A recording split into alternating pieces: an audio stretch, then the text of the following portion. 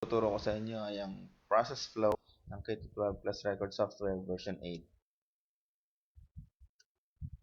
Okay, mag-uumpisa tayo sa advisor. Ang advisor mag-process ng SF1 School Register.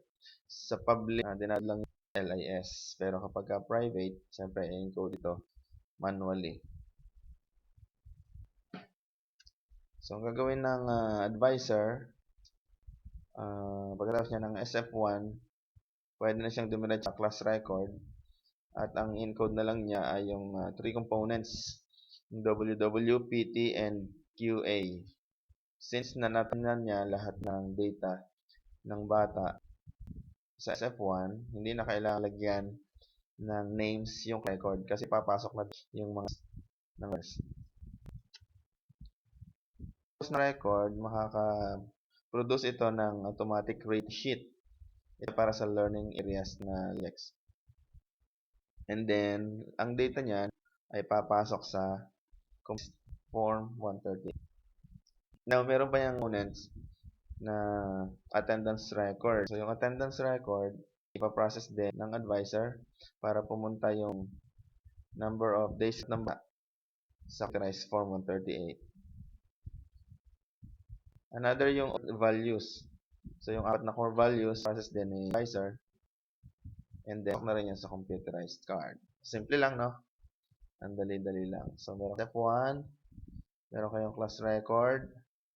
Magpuproduce ito ng rating sheet. Then, may attendance record. Then, may observe values.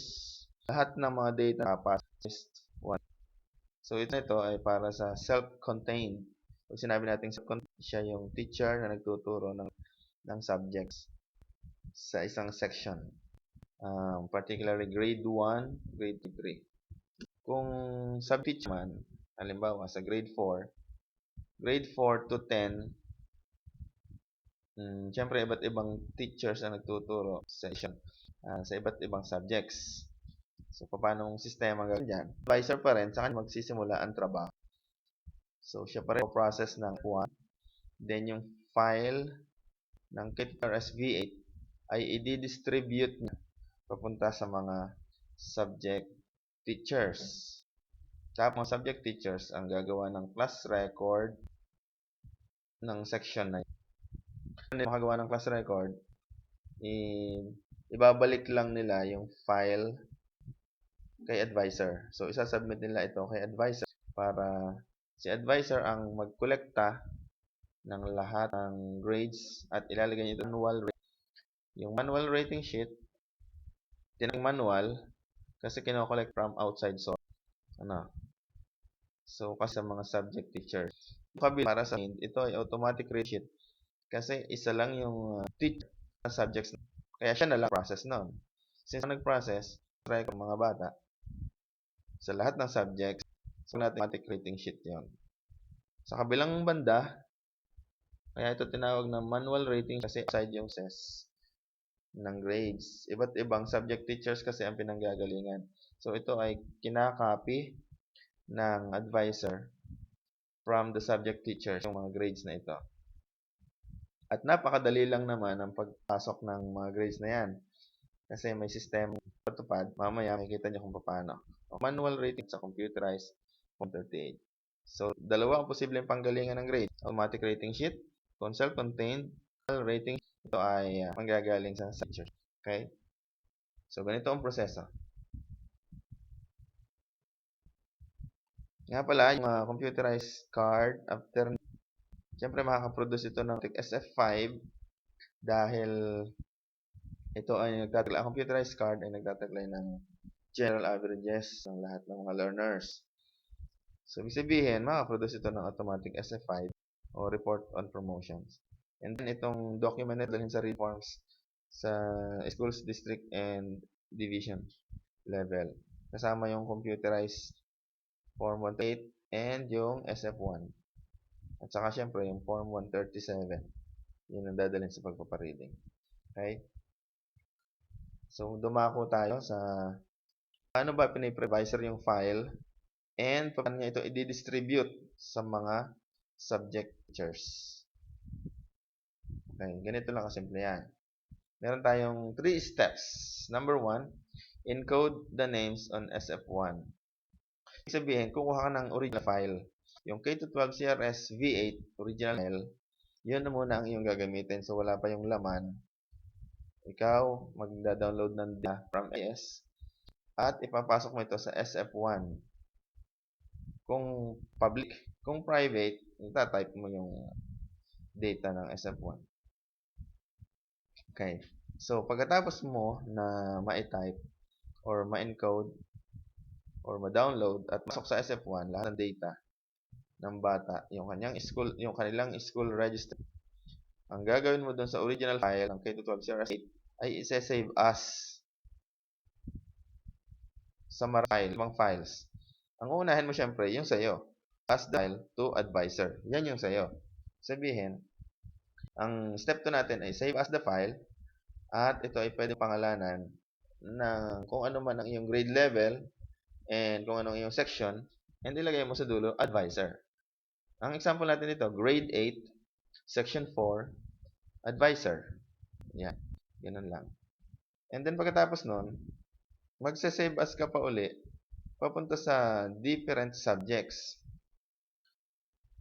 Ibig sabihin, yung laman ng file na yan, lahat may SF1 na yon kasi na-process mo na nga.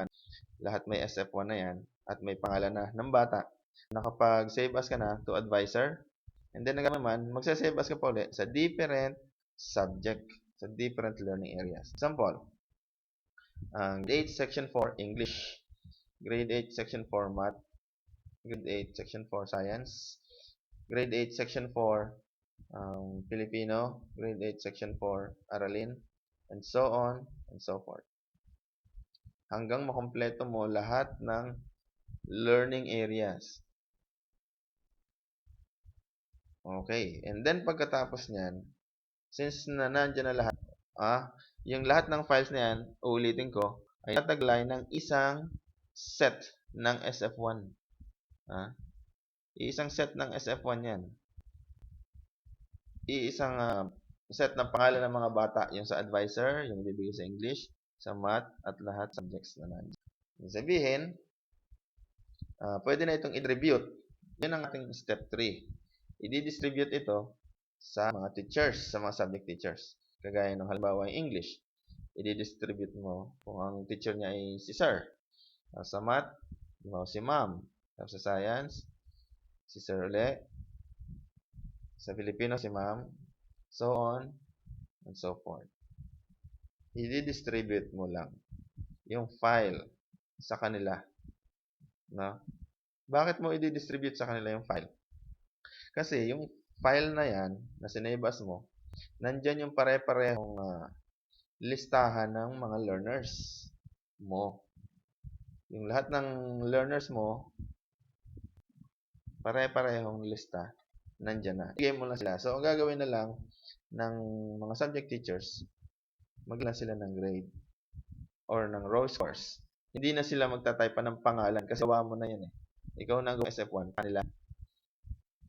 Natulungan mo sila na gumawa ng listahan ng mga learners. So, hindi na sila mahihirapan. So, ang gagawin na lang nila, itatype na lang nila or i-encode na lang nila ang mga raw scores. Okay? So, after that, sa loob ng first grading period at natapos na nila yan, anong gagawin nila? Ibabalik nila sa iyo ang file. So, paano nila ibabalik? At the end of every quarter, the advisor will consolidate the grades. And step 1, the subject teacher will submit the file to the advisor. So, halimbawa si sir, tapos na siya sa English. Ibabalik niya ito sa iyo. So, ang second step, advisor will collect the file. Kukuhanin niya yung file na yon. Pwedeng i-copy niya sa USB. Papunta sa kanyang computer. May copy na siya noon. Then, ilalagay niya ito sa kanyang manual rating sheet. Yung grade nung nasa English, ilalagay niya sa manual rating sheet. Okay? And, pwede niyang i-call up si Math at ilalagay din niya sa kanyang manual rating sheet. I-call up din niya si Science. Sir, akin na po ang inyong grade. Kukuhanin ko na po, ilalagay ko sa aking rating sheet. And pwede rin sa Filipino. Kukuhanin din niya yung grade. And then, sa aralin, lahat ng mga subjects, kukuhanin niya para i-manualing ipasok sa kanyang manual rating sheet. Ganyan lang kasimple. No? Pinahiram mo sila ng file, ang mga subject teachers, then kinargahan nila ng raw scores, and then after that, ibabalik nila sa iyo yung file, or pwede mo i-copy, papunta sa iyong manual rating sheet, yung mga grades. Ganyan lang kasimple. Napakadali ng proseso, hindi maliligaw, hindi malilito. Natulungan ng advisor ang mga subject teachers dahil meron na itong kargado na ang file ng name of learners. Sa kabilang banda, natulungan na rin ng mga subject teachers si advisor dahil kompleto na mga grades ibabalik na sa kanya. Okay? Paano naman ang pag-copy? How to transfer the grades of the subject teacher to the advisor file in 5 seconds. 5 seconds lang to. Hindi na magtatagal yung pag-copy ng file, ng grade, papunta sa manual rating sheet. Paano? Number 1, open the subject file and the advisor file. Dapat dalawa ang magiging bukas na file mo. Una, syempre, yung subject file. Yung file ng subject teacher. So, bubuksan mo yung file niya ng subject teacher. Tapos, kukuhanin mo pupuntahan mo yung automatic rating sheet, yung sheet niya. Di ba nakakuha siya ng class record niya? Kung nakagawa class record niya, meaning to say, yung grade mag-a-appear doon sa automatic rating sheet. At yung automatic rating sheet, yun yung kailangan mong i-copy papunta sa iyong advisor file. So, dapat bukas din yung iyong advisor file. Yung advisor file mo, nag-aabang ng grade galing sa subject teacher. So, paano ang proseso? Nakikita niyo ba ang button na ito? Sa Filipino, meron siyang button na copy. Sa halip na ituro ko pa sa teacher, ma'am, dito i-highlight niyo po ha. Simula po dito sa learner number 1 sa first grading. Sa grading, i-highlight niyo po. Ang pumaba. Mahirap pa yun. Mahirapan pa kayo doon. So, instead na gawin, naglagay na lang ako ng button. Siya na magsasabi kung saan siya kukopya. Range ang kanyang target. Kung anong range ang kanyang sasakupin. So, i-click lang yung copy. Then, lipat ka sa kabila sa advisor file. And then, meron kang makikita doon sa manual rating sheet. Yung manual rating sheet ng advisor file. Makikita mo yung target. Yung target mo na subject. Halimbawa, ay Filipino. Ang target mo na subject. May nakalagay naman dyan na paste. At yung paste na yan, saktong-sakto na, ipe-paste niya kung anong kinapi mo doon sa subject file. Okay? Tingnan natin. Ang step 2, on auto rating sheet of the subject file, click copy button of target subject. Halimbawa, ang target subject nga ay Filipino. I-click mo ang copy. Okay? Then, kapag nagawa mo na yon, lilipat ka lang sa advisor file. Bukas na yung file na yun. And then, punta ka sa manual rating sheet. On manual rating sheet of advisor file, click paste button of target subject. So, ang paste button ay nandun. And then, ang gagawin niya, ipipaste na lang niya kung ano man yung data na kinuha mo sa subject file Filipino. Ganun lang kadali. Ganun lang kasimple. Walang kahirap-hirap. So, ipapakita ko sa inyo kung paano yung ginagawa sa actual. Titingnan natin sa actual. Pupunta tayo sa software. Okay, ito. Sa software. Nandito ang ating English. Halimbawa, ang aking target file ay English. At nandito naman yung aking advisor file. Advisor file ko. Ito. So, yan. Pwedeng iset nyo muna. Iset nyo muna. Nasa automatic rating sheet ka ng English. No? Then, ang target ko, syempre, yung English nga. Kiklik ko lang yung copy. Gagawin ko na, copy. Ganyan, nag-act yung copy function. Okay. Then, lilipat naman ako papunta sa advisor file, particularly sa manual rating sheet. Then, hahanapin ko yung target subject. At ang target subject ko ay English. Kiklik ko lang yung paste. At mapapansin nyo, kapag klinik ko yung paste, ikakarga na niya yung data galing sa English subject. Okay? Yan. Kita nyo? Napakadali. Halos wala pang 5 seconds. Sabi ko lang na 5 seconds para medyo realistic. Pero sa tunay na buhay, 3 seconds lang yan. Tingnan natin. Halimbawa, ulitin natin. Binulang. English, copy. Okay, copy. Then punta ka dito sa kabila, paste. Ganun lang kabilis. Baka nga 2 seconds lang yan eh. Ulitin natin. Copy, paste. Ganun lang kadali. Ganun lang kasimple. So, yung proseso na yan, gawin nyo sa iba't ibang subjects. Halimbawa, sa math. Kung math na ang kung math na ang pag-uusapan, halimbawa, hindi na itong file na ito, yung math na, kunwari lang, copy yung math, paste sa manual rating sheet mo. Ganun din naman ganun din ang proseso. So, palit ka uli ng subject, hihingin mo yung ibang subject, galing kay subject teacher, then papalan mo, i-open mo din yon, then hanapin mo yung target subject. Kung science, copy. Okay. Punta ka sa manual rating sheet, then science, paste. Ganun lang kadali hanggang sa mapuno mo. Hanggang sa mapuno mo ang iyong manual rating sheet. Yung manual rating sheet na yan, pagka puno na, pwede mo nang i-view ang iyong Form 138. At ang Form 138, iseset mo yan sa manual rating sheet. Kasi sa manual lang galing ang iyong data. Okay? Kita nyo, 78, 76. Tingnan natin ang display all. Okay, manual rating sheet. Yan, makikita nyo 78 sa English, 85 sa math, and 70 science. Kasi yun ang nakalagay sa manual rating sheet.